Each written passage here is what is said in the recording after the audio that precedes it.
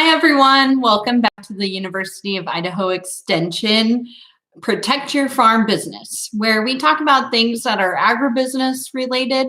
So we started out with our first series being about succession planning. And I really hope if you're watching this video that you were able to watch part 1 and part 2. Part 1 was about planning your first family meeting, whereas part 2 was about retirement. And retirement might look different for everyone.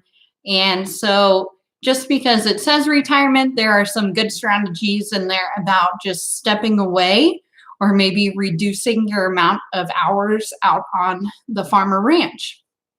And so please go and watch those first 2 videos and make sure you leave some comments letting me know that you watched it, letting me know any questions you might have had. I'd love to answer them and hear from you guys. So, do any of you have any retirement strategies that you'd like to share? And if you do, leave them in the comments. I'd love to hear from you. I'm just seeing if people are planning to retire, and I was wrong about the farm and ranch families that I know not wanting to retire. And I'd love to hear people's plans for the future. So, some of you might be watching this live, some of you might be watching it later, but today we are going to be talking about this idea of transitioning. And there are many parts of transitioning. And I think one great thing about transitions is that all of us have a different story of how we got into farming or ranching. And if you are a multi-generation farm, I would love for you to share your story about how you were transitioned into the business. Your story is very powerful, and I think it is great to hear how others have done it in the past. And maybe it was a horror story, but those are still very useful. And I think that it is great if we talk about transitions and hear others and how creative they were. And so I know one person who's a farmer around our area, and he had his boys get vetted into the business, and then they were able to become partners at 27, and they were very creative. And 27 was the age, and it was just very interesting that they had a specific age that they were allowed to become partner, even if someone had been there 8 years or 3 years. At 27, you're able to buy into the business and become a partner. So these stories are very interesting, and they help us understand how you can be as creative as you want during this. So what does the transition look like for you? How would you define transition? And I think that we all think of transition differently. Maybe we all have something that pops into our mind when we discuss this. But I just wanted to give you a definition.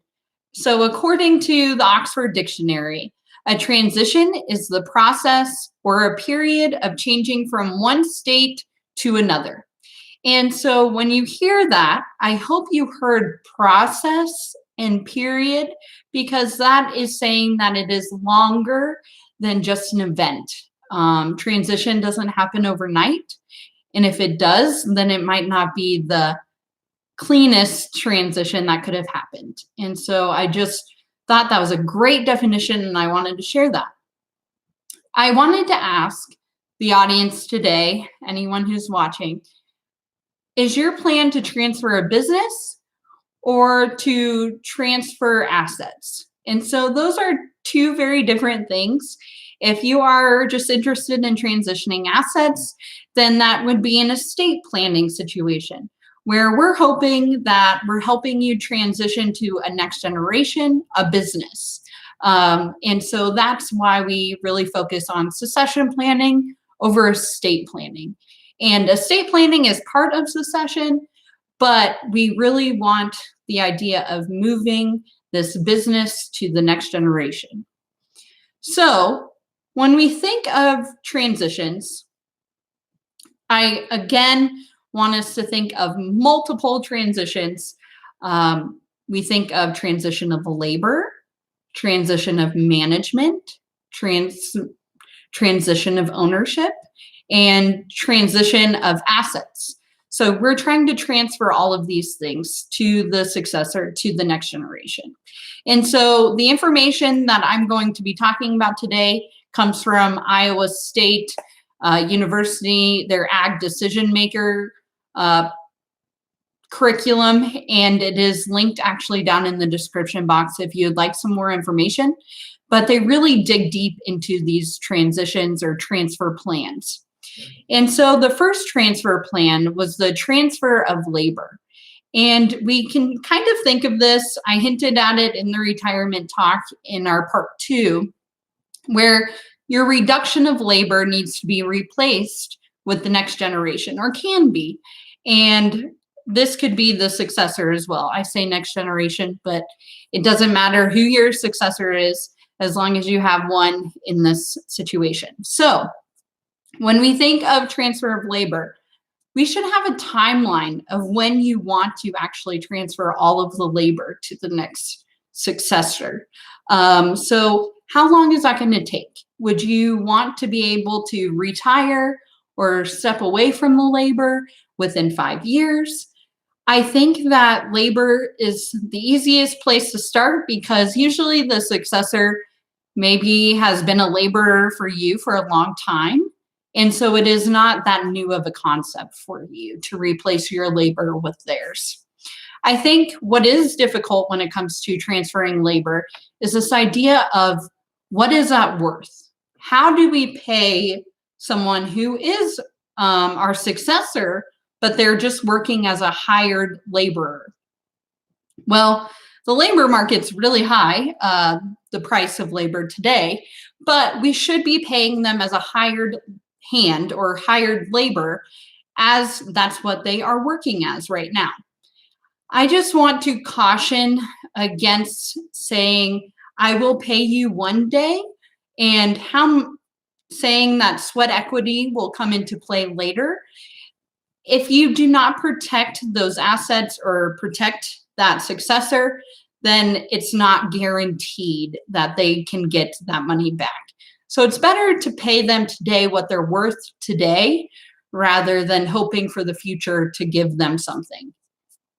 So the next part of transition plans should be this transition plan of management.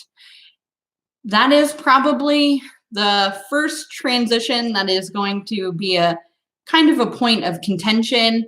It might be very difficult to give up control, but it is a huge part that needs to be discussed openly and honestly about this transition of management.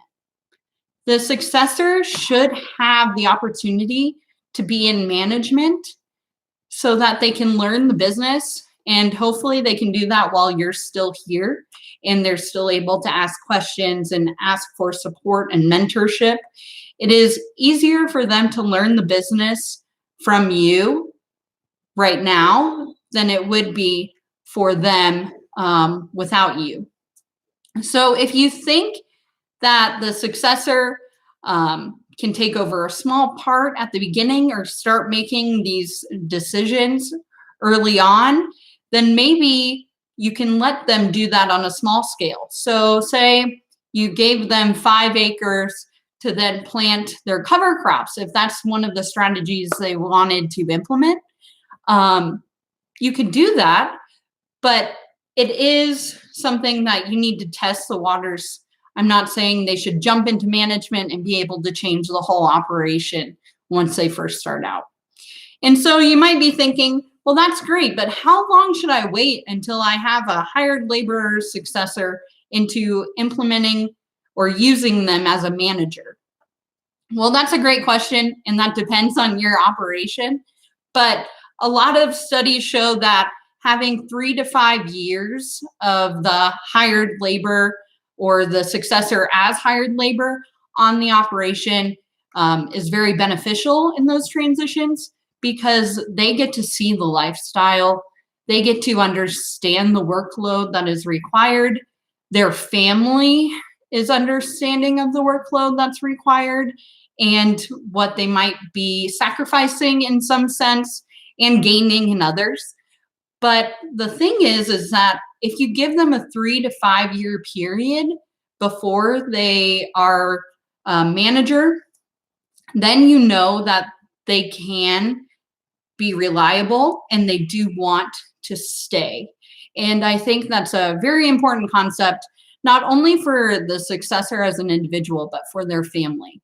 If their family did not want to be on the operation and did not want to be farming, then that would make them a very difficult situation that you wouldn't necessarily want.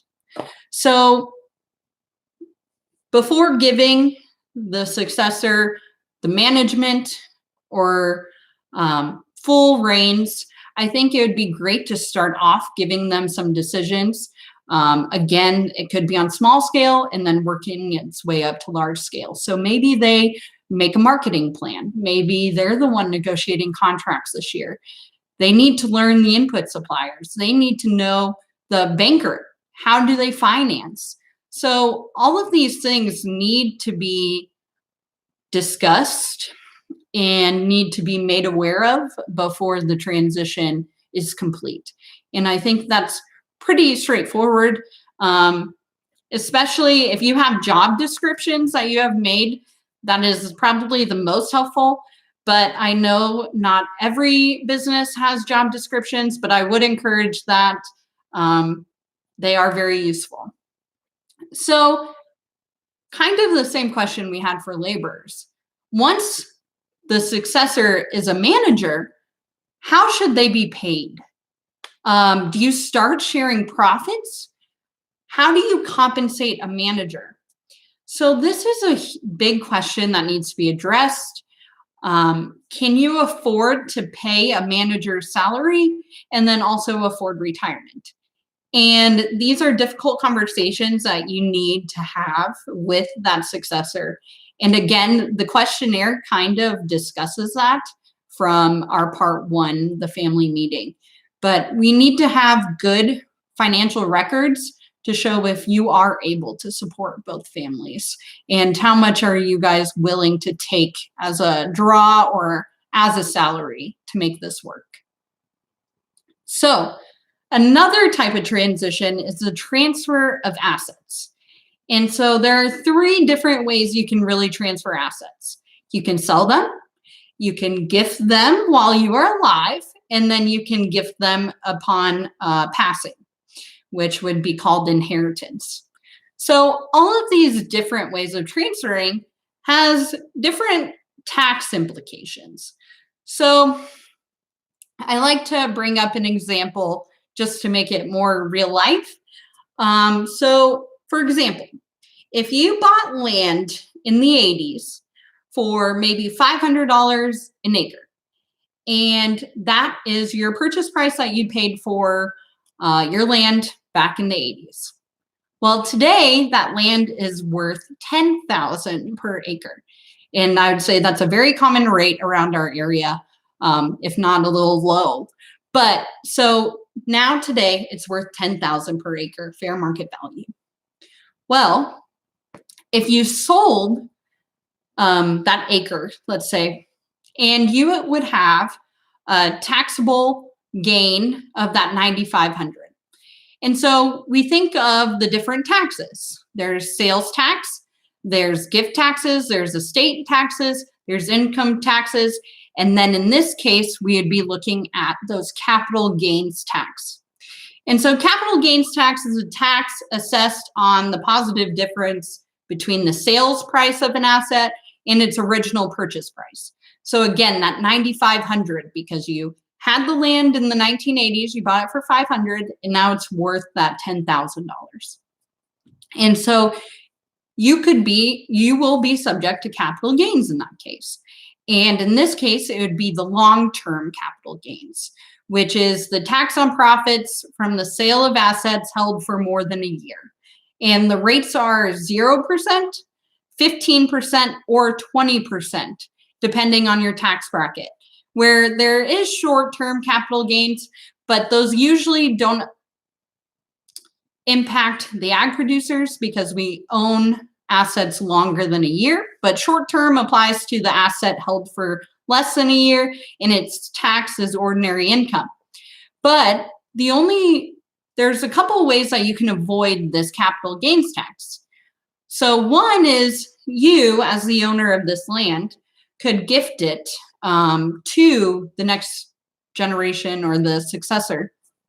But then they start out with that same cost basis, which would be the $500. So if they went and sold that, then they would be subject to those capital gains. Where if you gave it to them in inheritance, then that successor would actually get what is called stepped up basis. And so this means the asset would have the new fair market value as their cost basis at the point of passing. So your accountant is very well versed in the ins and outs of these taxes and how each type of transfer would affect your taxes. But I just wanted to make you aware of some of these things as we talk about transition and transferring, because tax implications are very large and very prevalent. And usually we try to avoid taxes when we can. But I wanted to just give you guys some information on where the tax laws are today. So as for estate and gift taxes, the 2020 exemption is $11.58 million per person, or $23.16 million for a couple to transfer to their heirs without estate or gift taxes. So to make everyone aware, this law of the $23.16 million for a couple or the $11.58 million per person tax exemption will sunset in 2025 and go back to the $5 million adjusted for inflation. So it'd be closer around $6 to $7 million per person, which is almost half of where it is today. So that could actually be a very big jump for those who do own a lot of land. So the 2316 for a married couple or 11.58 million for an individual, it would look a lot different if that were to be cut in half with our land prices that are today. The annual gift exclusion is the $15,000 per individual and $30,000 per couple. And so you can give that per year without having any tax implications. So for example, a married couple can give each of their grandchildren $30,000 a year without any tax implications. So I know I discussed the different types of transition. So the transfer of labor, the transfer of assets, the transfer of management. And I really didn't hit on ownership too much, but how to transfer some of those assets, which then they would become owners of. But there are many different strategies that people can employ by transferring. So some use different business entities to transfer assets or management or land. So I just think that there are different ways that you can go about these transitions and how you can transfer these different ideas. So I wanted to tell you about a blog that is actually in the description, and it's from a lawyer out of Utah who we use a lot for advice when it comes to succession planning and transition planning. And it's called Hallock and Hallock. The lawyer's name is Todd Hallock, and his blog, again, is in that description. He gives great advice on different topics, and he gives this blog out for free. But I think it is really informative, and he has such great experience. And I really enjoy it because they're short little snippets into what you need to know when dealing with succession and estate planning. So it's never too early to start this process. Again, when we talked about the definition of transition, It's a process. Succession is a process. It is not an event. It is not going to happen overnight. But the more we talk about it, the more real it becomes, and the more we are probably moving towards a solution or moving towards an idea that could potentially be used. So with that, I will take any questions for those who are live, but also I am willing to answer the comments at any point of time. So if you're not watching this live, please leave comments. I will be checking them weekly and answering them. Again, I would love if you guys could share your transition story if you are a multi-generation farm or ranch. And I'd love for you to share maybe some horror stories of not transitioning timely. And I know we've heard both sides. And hopefully I want you to be the successful one and are moving forward on these things. So as I am not seeing any comments, I just wanted to say thank you for joining me again this week. I'll be back next week to talk about how to pick these professionals. So I kind of hinted at accountants, lawyers. Well, who should be on my professional team when I'm moving forward on succession? And how should I find them? And what am I looking for? And so I hope to help you in this because we really need a good team of professionals to surround us to make sure that this process is going forward. So thank you for listening. I will see you next week.